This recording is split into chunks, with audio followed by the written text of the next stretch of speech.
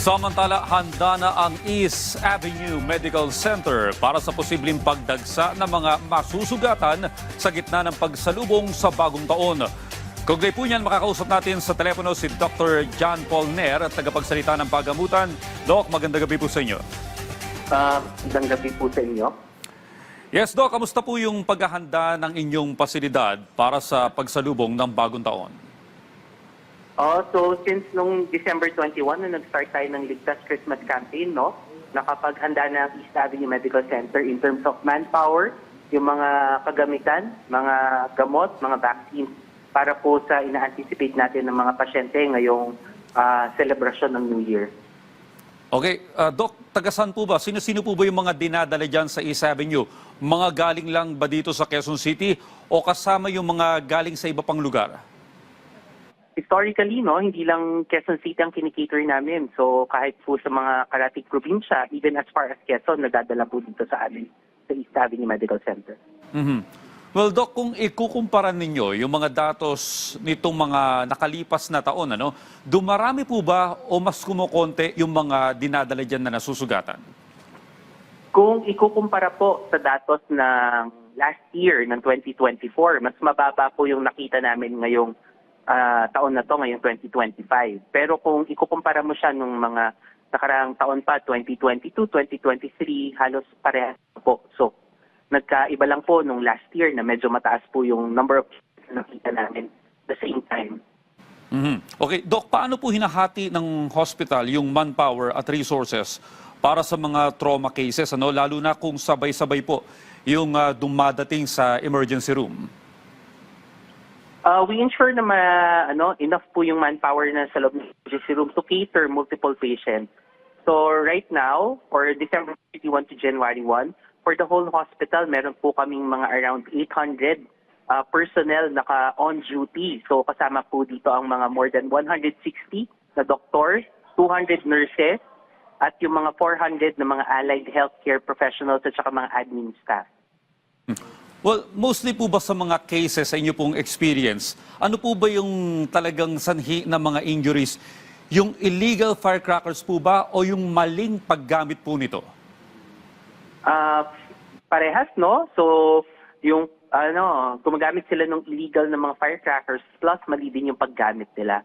And sa mga nakaraang mga experiences namin, minsan may kasama pa pong paggamit or pag-inom ng alcohol tuwing gumagamit sila ng firecracker, which adds risk dun sa kanilang injury.